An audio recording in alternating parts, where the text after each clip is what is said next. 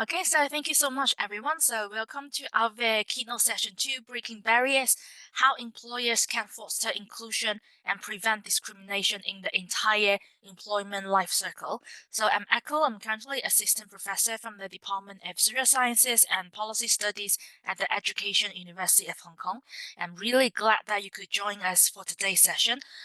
It's great to have everyone with us today as we dig into a very important topic that really affects all of us: how to build workplaces where everyone feel valued and respected. So it's not just about doing hiring practice, but in the everyday ways we work together. So inclusion isn't just a buzzword. So as we hear a lot more about inclusion, inclusivity, or diversity, it's more about changing the way we think, removing hidden barriers, and making real, long-lasting improvements in how we work together. So we're really lucky today to have Miss Doris Choi with us to get things started. So Doris is the head of policy, research, and training at the Equal Opportunities Commission and has been doing amazing work on making workplaces fairer and more inclusive across Hong Kong. So with years of experience in shaping policies, working with different stakeholders and communities, and turning big ideas into real change, she has a lot of practical wisdom to share with us today. So we're excited to hear her thoughts and learn from her today. And if you have any questions during the session, please feel free to drop them in the chat box or during our Q&A session, and we will get to them later. So now let's give a warm welcome to Doris. And Doris, the floor is yours. Thank you, Echo. Thank you for your very warm introduction. And thank you, Department of Social Sciences and Policy Studies, for this invitation to do a bit of, I would say, well, my humble 2 cents to share, a brief landscape on our different 4 pieces of discrimination law, and from an employment cycle, how at different stages, for example, in the recruitment and onboarding and development and evaluation stage, how to use, some guiding principles and good management practices in this area that would be abiding the law, but also go beyond just abiding the law. So let me perhaps start with a very quick overview of what our bread and butter work is at EOC. Firstly, we would, yes, let me just open this. Yes.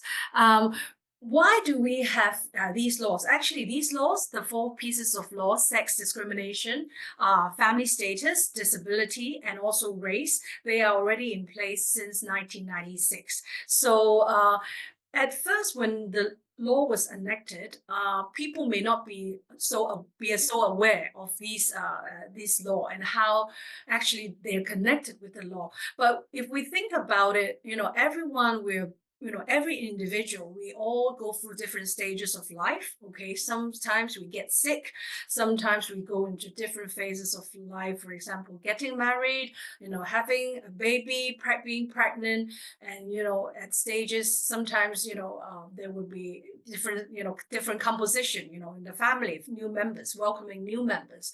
So to be able to really focus at work is very important. If you can't, for example, take care of your own individual personal life, it's very hard to really focus at work. So I think from a very humanistic and a very equal opportunity basis approach, we really need to ensure, staff, are happy before they can really be productive members, of our community. So in that sense, building, inclusive workplace isn't just about mitigating risk, in terms of legal risk, but it's also about respecting your colleague, or applicant at different stages of their employment, so that they feel dignified to work in your workplace. And with that, you can really promote, innovation and creativity in your different areas of work. For example, there are a lot of studies showing that employees who are who are from a diverse background. They bring about new ideas to the workplace and create products that actually benefit the consumers or the clients, because consumers and clients come from all walks of life, right? So that is very important to us. So I think for the four pieces of law, what's right now, I think a lot of discussion, people are more aware, for example, of racial inclusion, because there's a lot of advocacy from our different units, our ethnic minority unit. But the bulk of our, what we call complaints, or, dissatisfaction about employers, they come from disability. And for sex discrimination, the bulk of complaint would be in pregnancy and also sexual harassment in the workplace. But I think for today's topic, I will focus more on disability inclusion and also, gender inclusion. Um, Here are some statistics from us. In the past 3 years, the number of complaints we received. So you can see disability across 3 years, it's the majority. It's over 70% of our complaint come from disability, and then followed by pregnancy and also sexual harassment. So this is the trends in our statistics. And for gender, SDO, the attributes that we include, that we protect, is sex, pregnancy, marital status, and also the latest amendment is the breastfeeding. Okay, so disability, I'll go through that about the definition. FSDO, Family Status Discrimination Ordinance, the idea is basically, if you have the responsibility to care for an immediate family member and you're discriminated because of that, that would also come into the protection. So for race, that's the definition. I'm not going to go into the detail, but the idea is race, color, ethnic origin, national origin, and descent. And the latest amendment is imputed race. For example, if you think that person is Korean, but he or she is actually not Korean, okay? And you did something bad because of that, or or not recruit that person because of thinking they may not know Chinese that's needed for the job, then that could be an imputed race. So for disability, because our law is drafted borrowing ideas from the UK legislation and also the Australian law, discrimination law. So our idea of disability is quite broad. So you see different stages: past, existing, future, imputed. These are all included, and also different types of disability. They're included: physical, visual impairment, intellectual disability, loss of certain body parts function, and also cancer. Any types of medical situation or conditions that's supported by a medical cert, that would be considered as a disability under our law. So that's a very broad range of definition. And for the law, there are some protected areas, not just attributes. And these areas can be divided into employment and non-employment. And different pieces of law might have areas that the other laws don't have. But these are, in general, what the four laws have: employment, education, goods, services, and facilities. And management of premises. You can see access to premises is only in DDO. So because, for example, a wheelchair, whether they can go into a building or whether they can navigate around an area, that would be more related to DDO rather than, for example, gender. So government functions, they are included in 3 pieces of law, but the latest law on RDO, there's no this applicable field. Okay, so these are the major areas. Okay, usually our cases are more in employment and also some in GSF. Okay, and for disability, access to premise would be an area of attention. And the unlawful acts for 4 ordinances, there's direct discrimination, indirect discrimination, victimization, and also for DDO or RDO, there's vilification, serious vilification, and also harassment. Okay, and SDO there will be also sexual harassment and breastfeeding harassment. So I think for the topic today, I would focus more on the discrimination aspect. So a very simple way to understand what is direct indiscrimination, which is one out of the 2 types of discrimination, is whether a person with a certain attribute, for example, she's pregnant or she has a disability, whether she is being treated less favorably because of that. So we will have to, from a case assessment angle, we will have to look at the causal link and also whether there will be a comparator to look at. For example, a colleague without this attribute, would they be treated in this way? Okay, and also the loss, resulting from the less favorable treatment. So that is what we call the detriment under the law. So losing a job, for example, or not being promoted, that would be some examples.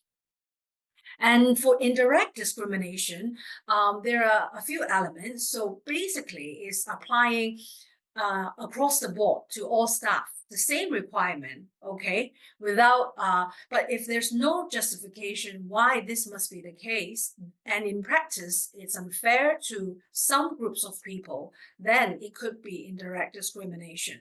A case in point would be, for example, we receive some cases on employers setting a full attendance rate for all staff.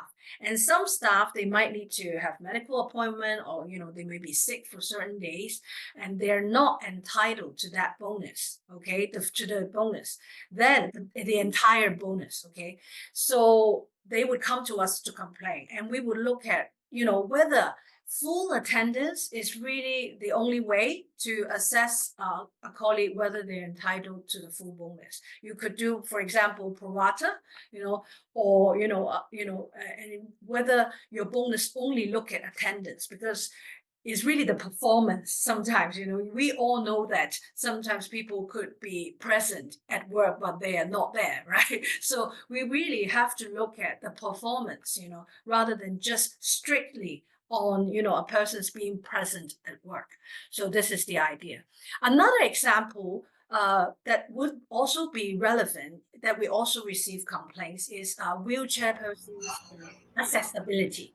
So in a sense, in the access to premise setting, if there's a one stair or one staircase, okay, across the entrance of a shopping mall, okay, that it applies to everyone, okay, but then a wheelchair person could not negotiate that step, and they cannot get in, right?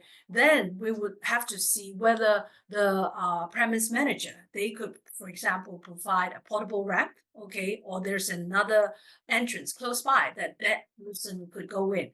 If there's a way, a portable alternative, portable ramp alternative, then it would not be considered as indirect discrimination. So another forms of discrimination let's talk about is victimization. This is basically when someone complains about discrimination at work, or to a certain party or to EOC, and they become a witness sometimes, or they're ready to take action at the court, but they are treated badly because they do this action. They made a complaint, okay? So this would be, what we call another form of discrimination. So for other than discrimination, harassment is also a common situation happening to some colleagues with attributes at the workplace, and disability harassment is one of them. What disability harassment is basically, from the person's perspective, whether there's unwelcome conduct against that person. Okay, and the objective test is whether other person, when they look at that particular incident, whether they would also feel, if I were him or her, I would feel offended or humiliated. or intimidated. If these two parts, the subjective test and objective test, they together, they pass both tests, then that would be disability harassment. So it could be verbal, physical, it could be mimicking a person's disability. That could be very offensive, or unnecessarily asking too much about the person's disability and joking about them, or making offensive comments on conducts about their disability. Then these could be considered as disability harassment. Other than person-to-person harassment, under the law, there's a part also about joining force with other persons and creating intimidating or hostile environment. So perhaps recently, sometimes there are cases on WhatsApp groups, making comments about certain colleagues. For example, in sexual harassment, it could happen, calling them nicknames, as we've seen in some newspaper report, calling them nicknames about their body figure, and the other colleagues, giving other comments and echoing the harasser, then that could be actually solid evidence of a sexual harassment case. Or if it's about disability, then disability harassment. So these would be some examples. The law also delineates, the liability of different parties. If you're the person committing, or doing the act of discrimination and harassment, that could be, you could be held liable for that particular act. And if you are exerting, if you're a line manager or you're a colleague and you exert pressure or give instruction to a person to harass or discriminate, or help the other person engage in a lawful act, the complainant, or what we call under the law, the aggrieved person, could also complain against the accessory liability. So, and also there's a part about vicarious liability, which is employer's liability, principal's liability, and the liability of persons engaging interns and volunteers. So basically, for employer's side, sometimes when we receive a complaint, they don't complain against the individual only. They complain against the employer, because whether the employer or the boss has knowledge, with or without knowledge, is not an excuse, okay? Because it happens within the workplace, okay? And for principal, some type of relationship is principal and agent. If the principal authorized the agent, whether express or implicit, they could also be having a liability. And the latest amendment is liability of person engaging interns or volunteers. Although interns and volunteers, they are not strictly considered as employees of the company, but because the power dynamics that we have to consider, for example, in sexual harassment, some interns, they got sexually harassed, for example, by the big boss or of the company. In that case, then they would, the company also has a liability, because we're not supposed to let interns, volunteers, suffer, unlawful acts, even though they're not employees officially. So, and the only way to really, defend against this liability for the employer is to see whether they have taken reasonable steps, and it could be in the form of introducing policies, okay, saying that you have zero tolerance for discrimination and harassment in the workplace in all ranks or all levels of employment, and also having a grievance system in place to handle these kind of complaints or situation, whether there's a really someone they could call, usually it's HR if it's a company of a sizable size, if not at least someone who's designated in an SME to handle their grievance. And also a preventive measure that could help the employer in court is whether they have provided adequate training to staff, okay, and appropriate training to staff.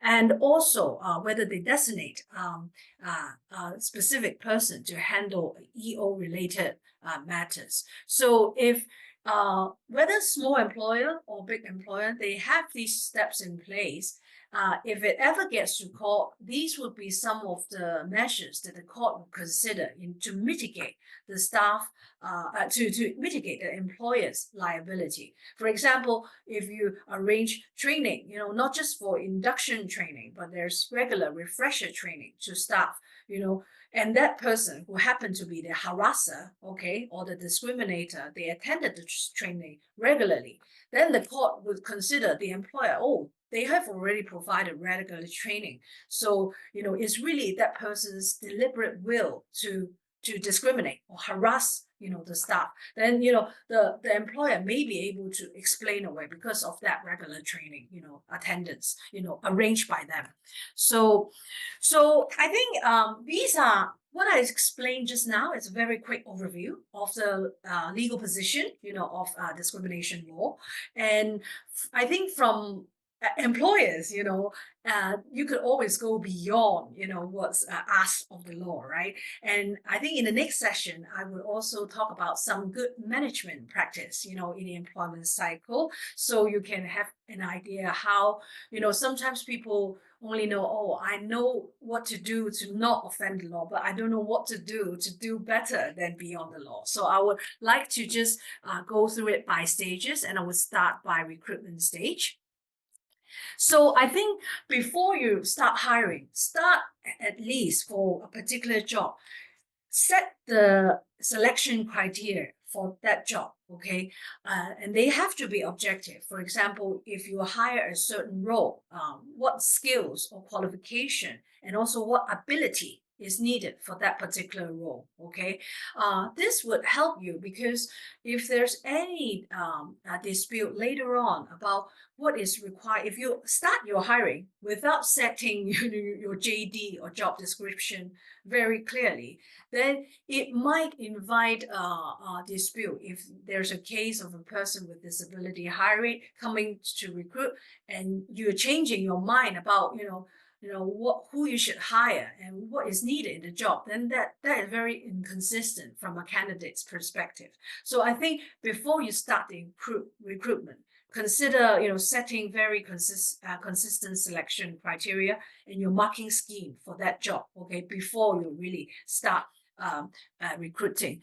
And in the recruitment stage, sometimes we have employers ask us, can we ask about the person's need, for the written test or certain accommodation in the interview stage? Yes, you can do that because you are trying to find out you're not trying to discriminate against the disability, but you're trying to find out from that disability what is needed, for them to, do the test, do the interview. Okay, so this is okay to ask. Okay, some people would have just, for example, a line in the application form whether you have special requests regarding the written test or or the interview. Then that could also try to elicit feedback from your applicant.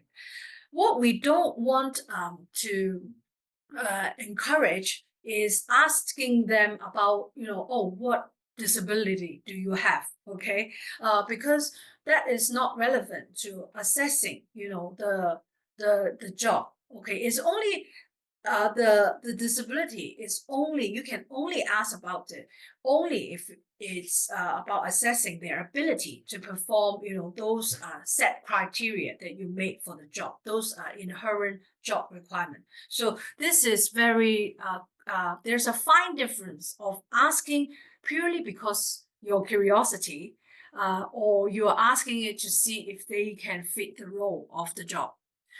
So in the law, there's a part about if you discriminate the candidate because of, for example, in the terms you offer to that candidate, okay, or because after you know that disability, without assessing whether they're fit for the job, you just consider, this is too inconvenient for me to hire this person, then this could be disability discrimination. So make sure you have your objective criteria ready for each job that you hire, and you assess according to that.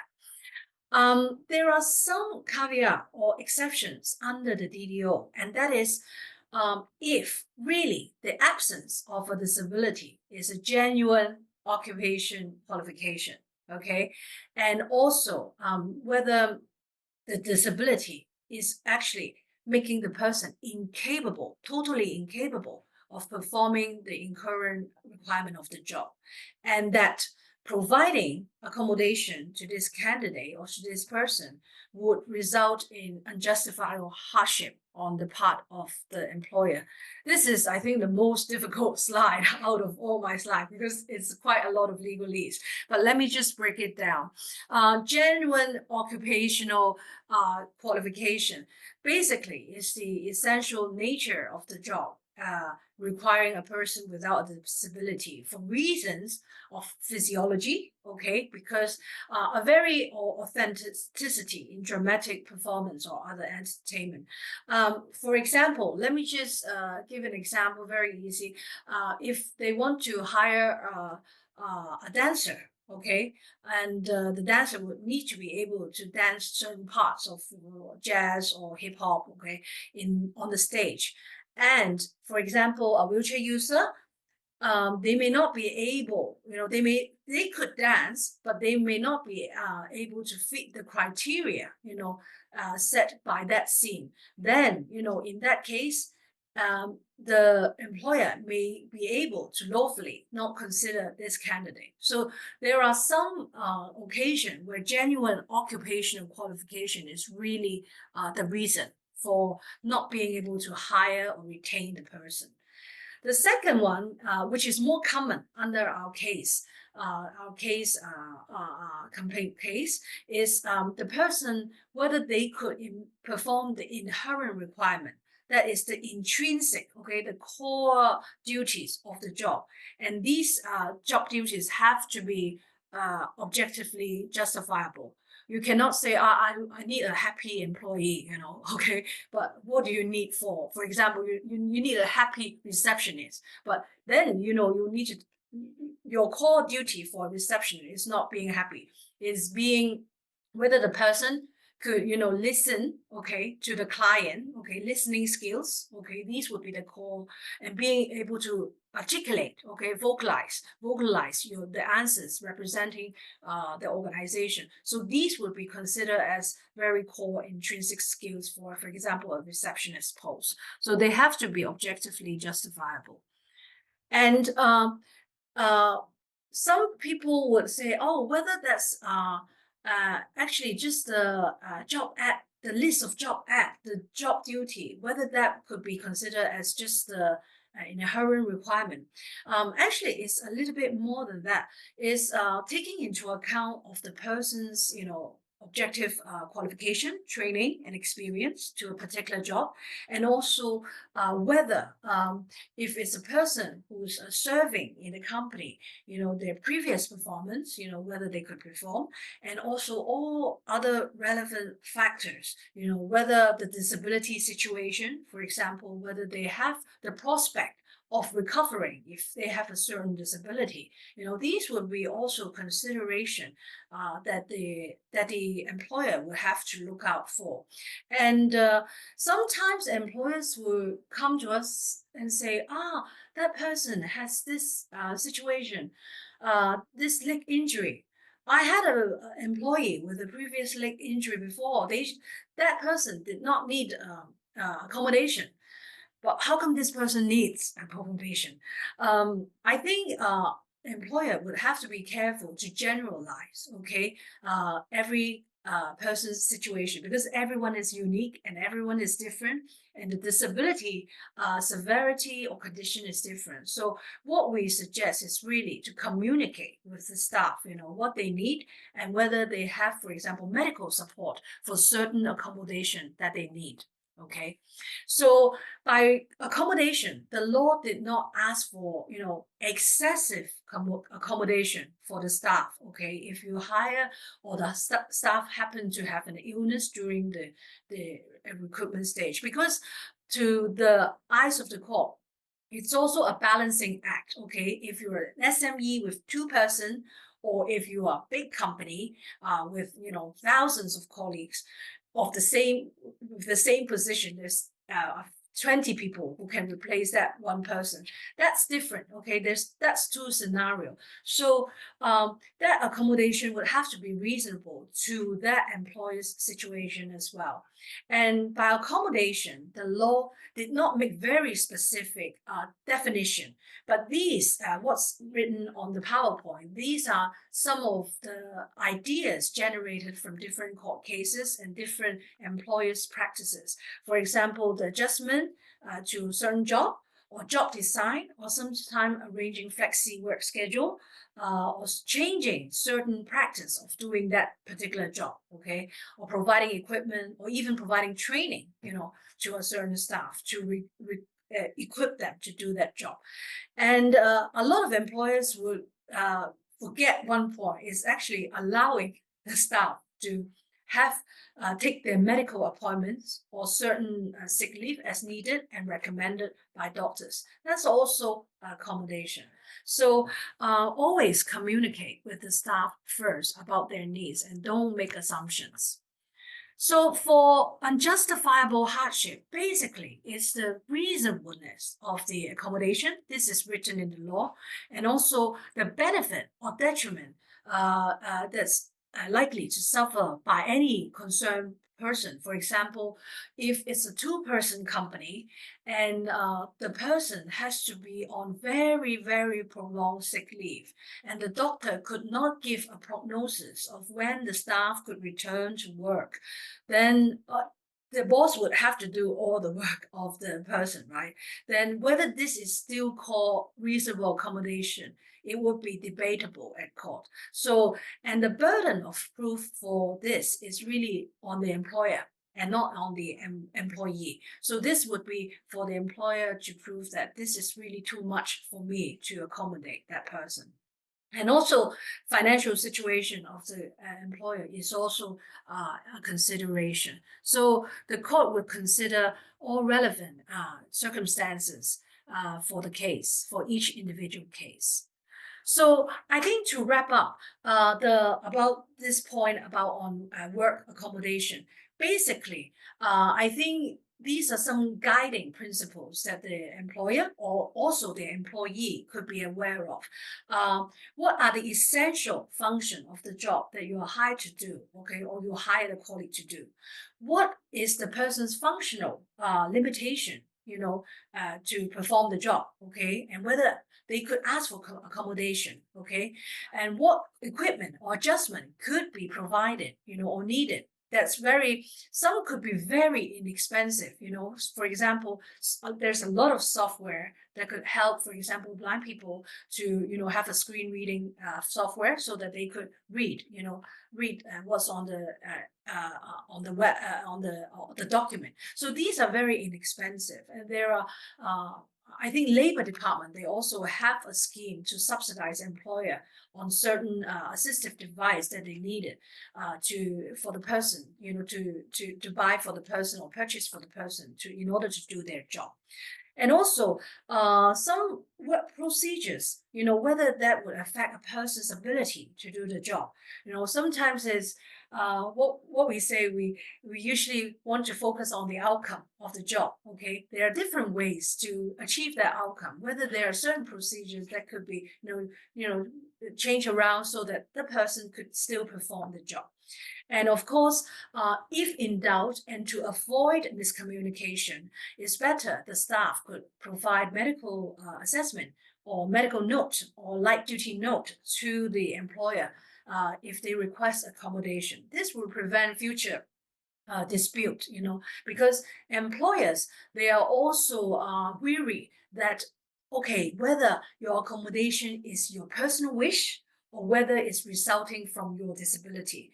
And under the law, the accommodation has to be provided because of the person's needs, not just a personal wish. So this would be helpful for both sides to negotiate the process.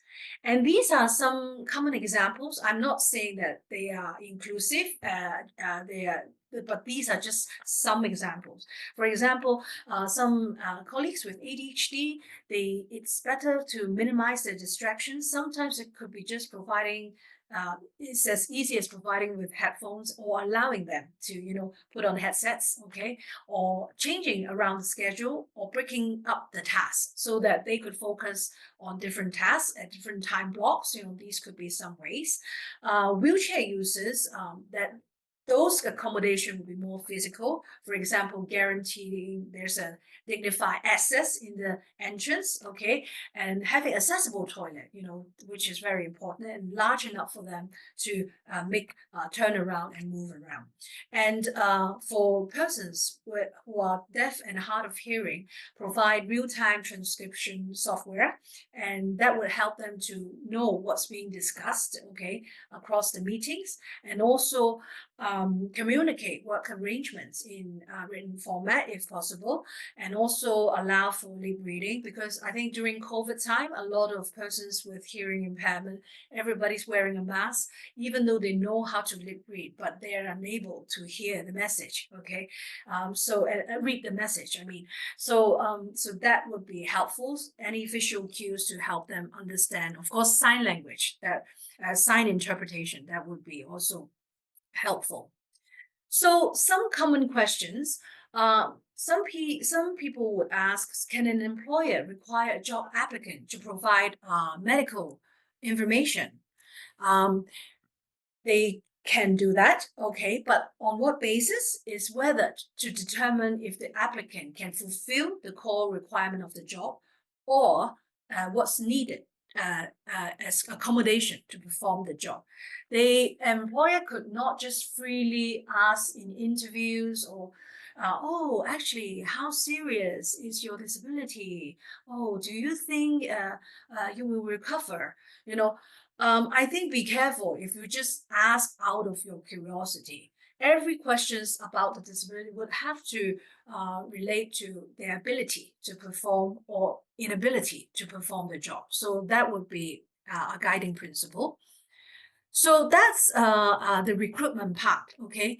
And for onboarding, I think there's a lot of research showing that if you provide good onboarding and experience to staff, they will always perform better than expected. So I'm not going to go through all the statistics, but there are lots, around the community about that. And a poor onboarding experience would actually result in company productivity loss and also turnover, from staff.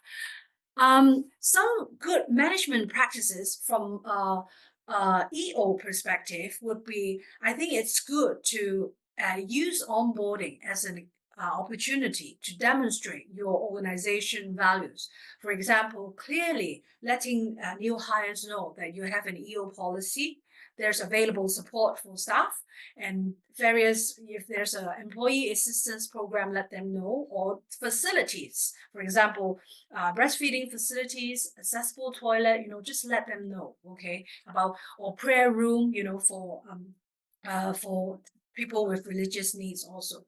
And also for accessibility, make sure, I think, the workplace and the materials, okay, the training materials is accessible to staff with different needs, okay? So it could be as easy as, having, for blind staff, whether you have screen reader friendly documents, make sure the PDFs, etc., they are readable, they can be used by screen reader, and also, of course, the physical space. And don't forget that actually checking in, having informal check-ins with your new hires and discuss the job expectations of employees would actually benefit them, not just to staff with disability, but to all staff, basically, okay? This would also create an environment of knowing, they know what to expect. They know what to do in their work to perform better, or what the employer's expectation is.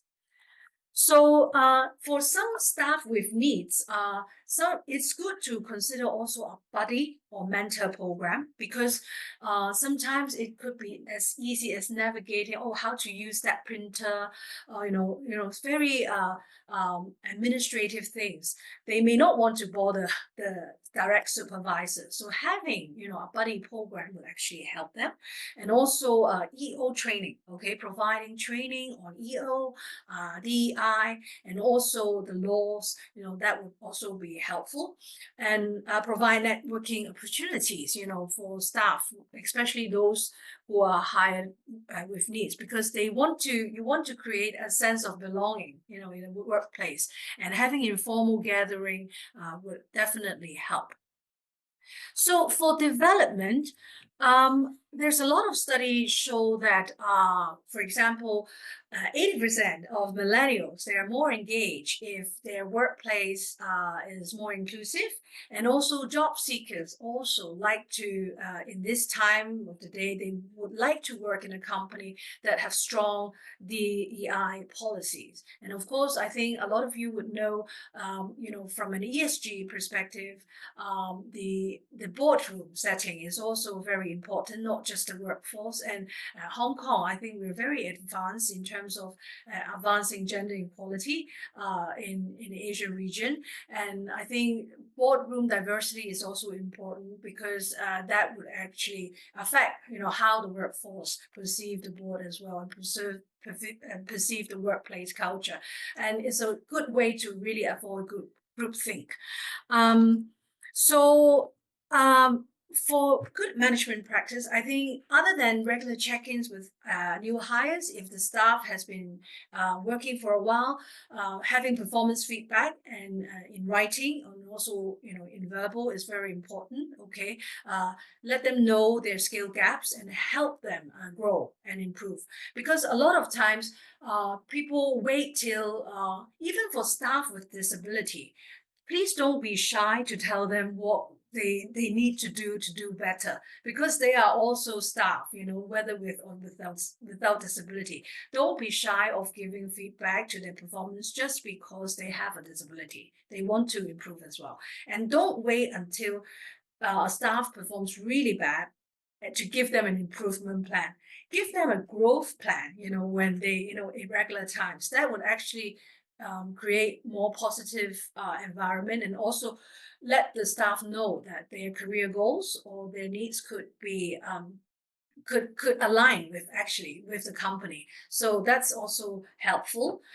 Professional development support. Okay, if there's training or any online courses that could help the staff, definitely include your pregnant staff, include your staff with disability, and your ethnic minority, different ethnic minority groups. So be sure to create a fair, professional development support. And also, of course, peer learning opportunities will also create another dimension. Here is an example of Sarah. Sarah, she's a top performer, okay, and she's ready for the regional manager role. But she have a baby, according to the manager's view. They are very scared. Okay, there's a lot of family, caring that needs to happen. But despite what she said in the promotion interview, she said that, even though there's a lot of travel, needed for this role, she has everything sorted out, in terms of family support. She was ultimately passed over for the promotion. So if she's a very top performer, okay, like this situation, and the employer actually, because of her family responsibility, not give her a promotion, this could be family status discrimination. Okay, so we want to let you know that I think having a fair assessments of job performance of each staff is very important at different stages, okay, especially in the promotion stage as well. So in the law, it is unlawful for the employer to discriminate a staff because, they have a certain attribute on access to opportunities for promotion, transfer, or training, or any other benefits or services or facilities. So another case study is a very high-performing accountant with 5 years of experience in the company. She was recommended for bonus, but shortly after that, she got into a car accident, unfortunately, and had a leg injury, and result in some hospitalization and some sick leave, and then some subsequent physiotherapy. The company suggests that, in the policy, they set out that anyone with more than 2 weeks in a year leave, they are not eligible for bonus. So in this case, even though she has good performance, okay, she was not eligible for bonus. This could be actually an indirect discrimination case, as I explained, at the start of the workshop. So you can see in the complaint cases, sometimes we have various different less favorable treatment by employer, and sometimes it may not be intentional, okay, but from the perspective of the law, intention is not important, okay, or you think that I'm just trying to encourage productivity by setting this rule. You will have to consider whether this rule will affect certain groups of people with absence. So in the absence of justification for this 2 weeks requirement, it could be indirect discrimination, okay, for this staff in this disability disability discrimination case.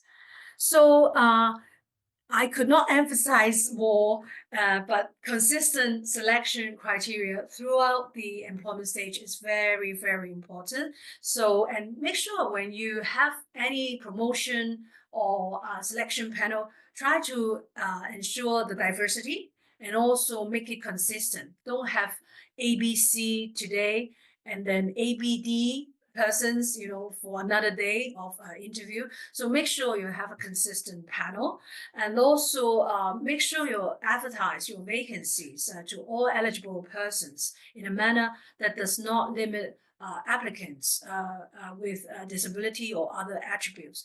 Sometimes when employer, they post, because sometimes it could be internal recruitment, right?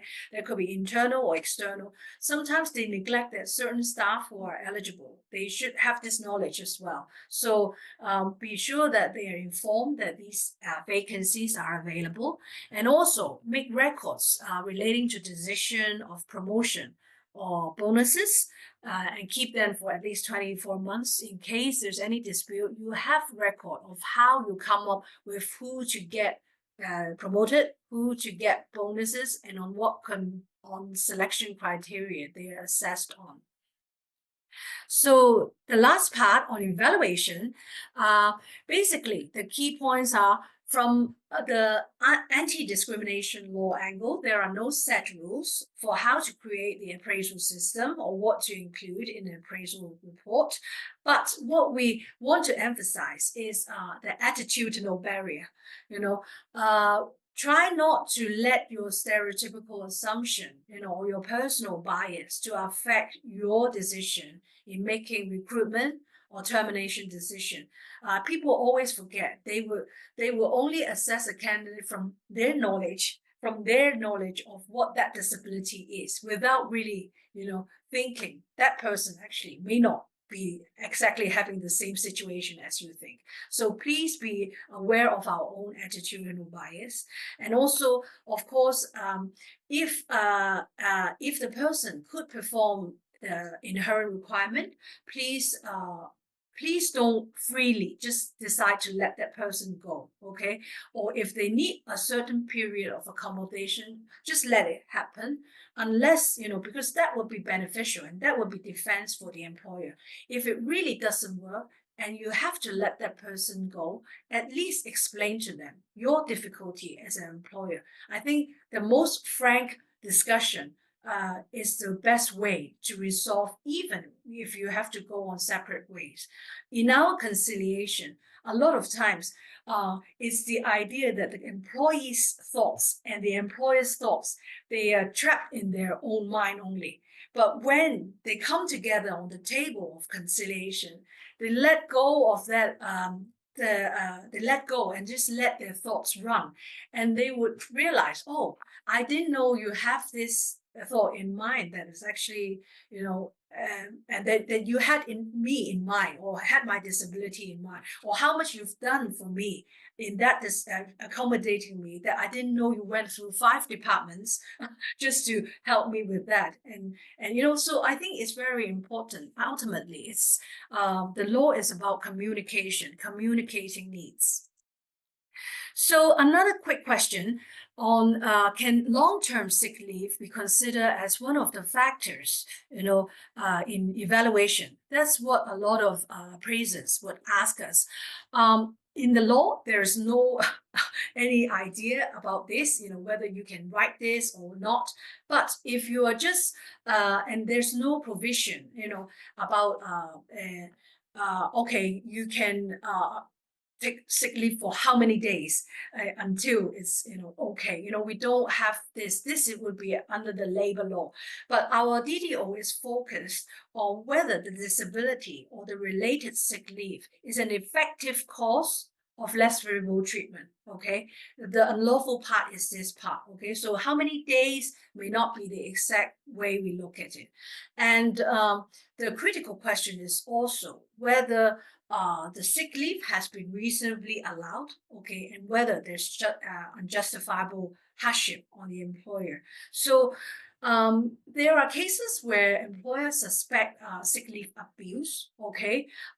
In that case, if it's proven it's sick leave abuse, for example, the colleague take the sick leave and go to Thailand for a weekend, okay? And then, and there's proof from the employer that this is the situation, then sorry, we cannot help you. The law is not used in that way. It's used for people who are genuinely sick and needed that sick leave. So those would not be considered as disability discrimination. So we have to look at it individually. And also, a common question is whether the employer could indicate an employee's disability in their appraisal report. I think if it's a factual statement, okay, about this person is absent from this period to this period, it's not a problem. The problem is you use this sick leave to assess negatively against that person, okay? If that person is sick, use the period that he or she is present to assess her performance. That would be the fairest way to look at it. So if you use his or her disability to assess negatively on the performance without grounds, then it could be disability discrimination.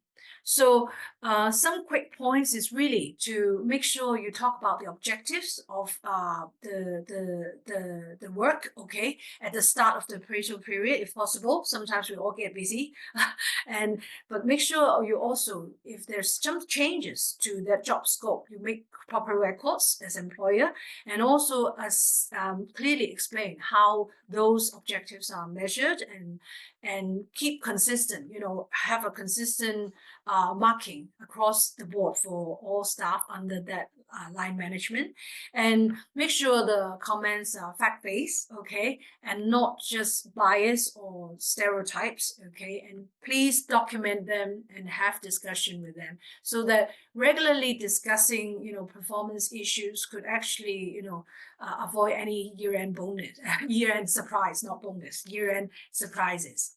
So I think some quick points is try not to be judgmental, okay? Give room for employees to improve, and also consider the impact of on employees and colleagues. If the accommodation is really impacting the business, then please also communicate with the staff so that to see how to move things forward. And I think some don'ts would be try not to assume that the disability is not genuine first, okay? Because a lot of times employees, they bring with them some very critical mind, but try to, see through that first. If, of course, if it's sick leave abuse, that's another matter. But if it's a genuine, try to see, try to understand the situation. So some key takeaways. I think the fairest way to consider workplace inclusion is to really based on the staff's experience, okay, knowledge, skills, and abilities to hire them, and don't just focus on their disability, focus on their ability, and when needed, provide reasonable workplace accommodation, okay, to help them perform the core duties. There is no asking for the law to change the whole scope. For example, if a person had a disability interim during the employment, to change the whole scope just to accommodate him or her. There's no this requirement. So just do what is needed for the job. Okay, but of course, if there's a lot of different roles in your company, you can put that person in another role. Feel free to do that. That would be also good practice. And also, lastly, maintain good communication. I think I've emphasized this quite a number of times because a lot of the misunderstanding, a lot of the preconception, they happen because they don't communicate, with the staff or with the manager actually. So be more vocal about what you need. Okay, don't just if you're a staff with needs, just let them know what you need, how they can help you, how you can make the workplace, inclusive by being able to raise your concerns and also get accommodated. That's a way to educate whoever is around you if you have certain needs. So um, I would end with a comic or diagram.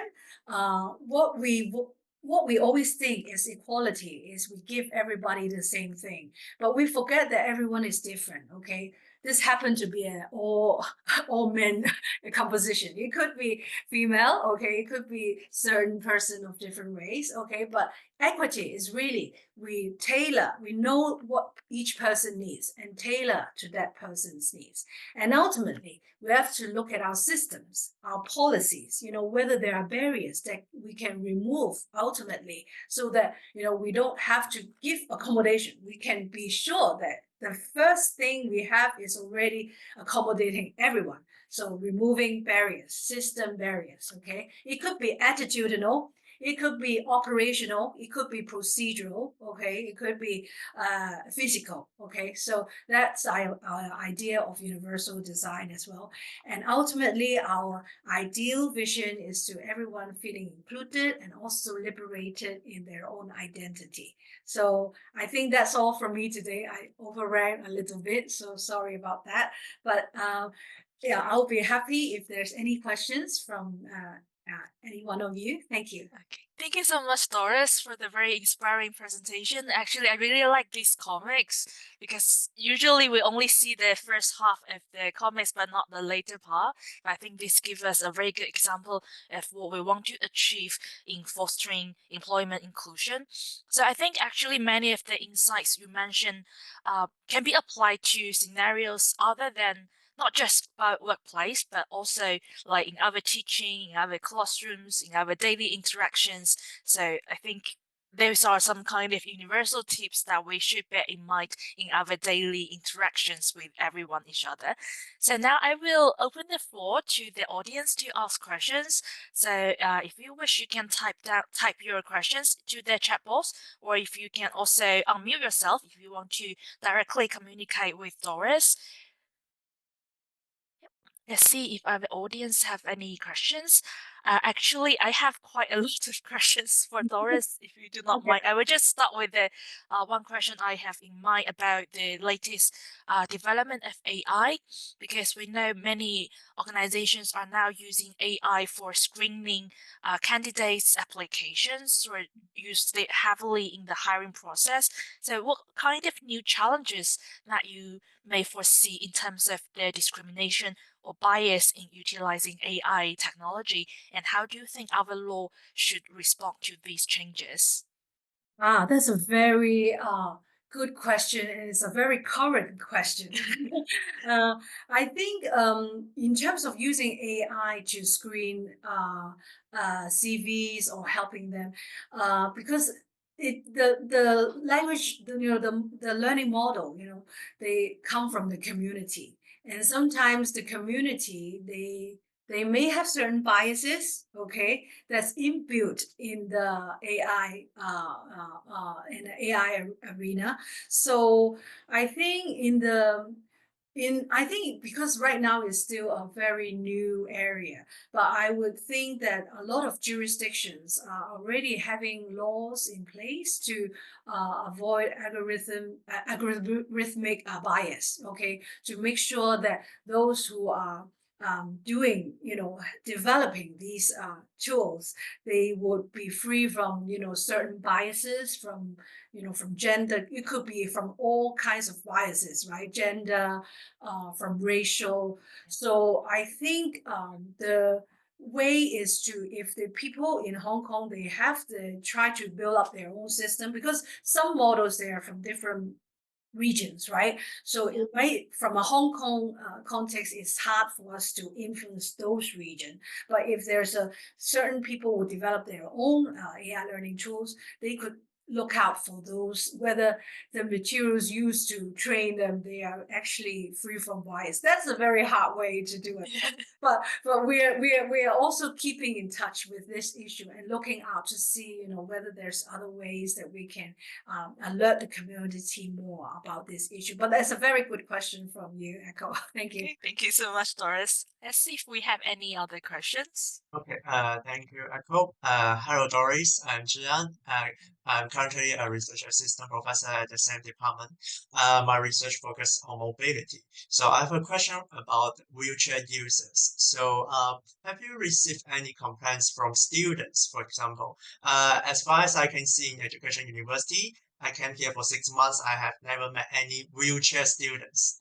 So, if students encounter this difficulty, can they go to complain to EOC, or have you received any of these cases before? I think because we have a network with universities, with 10 universities, and we meet regularly. Your question is very good, because not every university has wheelchair students who are wheelchair users. There's different. I think at each university they have different composition of students with special education needs. My recollection, if correct, a lot of them, they are in the, for example, learning difficulty spectrum, and also ADHD or autism. Those would be I wouldn't say more common, because they're just the population, getting into university. But certainly there are wheelchair users, and those universities. I'm not sure actually education you have. Maybe you haven't seen, but they still exist in the community, but they just haven't seen it. But I think different universities would try to ensure the campus is accessible. But of course, there are certain universities, the campus is, if it's built on a hill, for example, then, the schools might have to arrange classrooms, in a way that's more convenient for the wheelchair users, because of the physical barrier, the physical barrier there. So, but I think the law doesn't go as far as, for example, if there's a hill, it's the campus is built on the hill, you have to tear down the hill to accommodate a certain. It would be very difficult on the institution. But reasonable measure of, for example, arranging classroom in other settings, arranging in this accessible room, then that would be helpful. Or sometimes for students, for example, I heard that there are students who want to borrow materials from the library, who are blind, okay, and sometimes they cannot read the materials, okay. So there will be other ways to help them, in terms of whether it's software, or providing them from the publisher e-copies, so that they can screen read those texts. So I think it's very individualized. There are different types of students with needs in university. It's getting more, which is good, because that means persons with disability, they can go into higher education, and they could be more useful members of the community from their perspective, because they feel that they're always trapped at home, they cannot contribute. But having an education, at least they would feel that they could really contribute more to the community. Yeah. Okay, thank you. Can I have a follow-up question? I think that was a select topic overall. The question is that when we try to hire research assistant, for some specific projects, we want to conduct interviews in Hong Kong. So Mm. one requirement is kind of hidden requirement is we want the research assistant is able to speak Cantonese. Ah. So would this be like discrimination or is acceptable due to the nature of the job? That's a good question. If the core requirements of the job, it would require a language aspect, and if you just make sure you set it out clearly in your recruitment process, okay, and any, for example, filtering or any discrimination or disqualification, as a result of this need, I don't think it would be very hard to strike a case of racial discrimination because it's a and actually language is not a specific ground. Okay, language could only be an indirect discrimination. Okay, so certain people of certain race could speak Cantonese, right? For example, an Indian could speak Cantonese, right? So I think going back to the core requirement, if you need this for your job, by all means make it clear to your applicant. Then I think that would avoid any issues that come up later. Yeah. Okay, thank you. No further questions. Okay, Yeah. thank you so much, Jean. And I also saw there's another question in the chat box. So if colleagues unintentionally or intentionally ignore or exclude employees with disability during work communication, like there's no verbal harassment, would employees with disabilities be protected by the current ordinance in such situations? So I think this relates to what Doris has mentioned about indirect discrimination, right? Yes, excluded in communication, as in, for example, does it mean, sorry, I did not read the question. Sorry, I don't know where to find the question. But do you mean, for example, in an email communication, that person is not included in the loop? Is it this kind of exclusion? Yeah, I guess so. Or in some kind of group projects, the person is excluded or ignored. Ah, I think if okay, of course, if the reason is because that person has a certain um, disability and you want to exclude them, that is a form of bullying as well, right?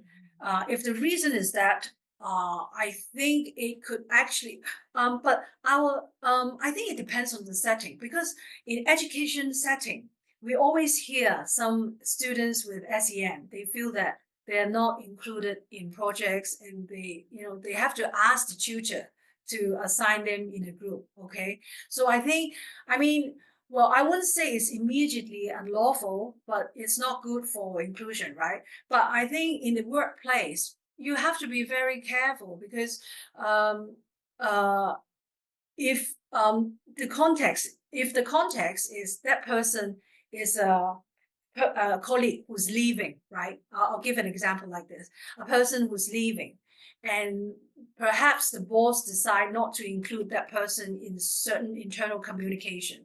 Then it may not be a problem because that person is leaving the job, okay? And maybe it's something sensitive and something confidential that doesn't include that person in the loop. Then it may not be a problem. But if it's because that person, I think he or she just returned from sick leave. I don't let him or her know too much about the progress. Then it could actually be direct, okay? But of course, it depends on the loss, okay? What's the loss of that information? If it's a vacancy, okay, for example, if there's a vacancy available for promotion and that person is not included, then it could potentially affect his or her promotion prospect. Then that could be very detrimental to the person and it could actually be direct as well. So really we cannot have a one liner saying that this situation is discrimination. We have to look at the totality of the case and the scenario, and if when we go into investigation, we will also ask the employer what was the context for your decision like this. So I think it's a bundle of reasons that we have to look at. Thank you so much, Doris. And because of the time limit, I'm afraid that we'll have to wrap up our today's sessions here.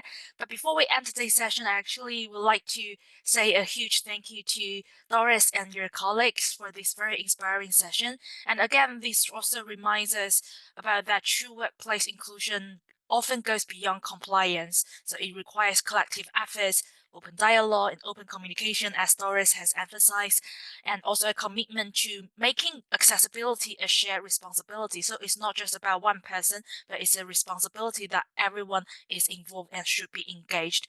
So before we end today's session, I actually would like to have a quick promotion of our upcoming events. So we'll be having a symposium on uh, 30th of May, so the end of the this month. So we will bring together stakeholders from different sectors so that we can co-create and co-brainstorm some practical solutions that will allow us to contribute and to foster an inclusive workplace for all. So please stay tuned for our upcoming events, and we really hope to see everyone who is interested in this topic again in our upcoming symposium.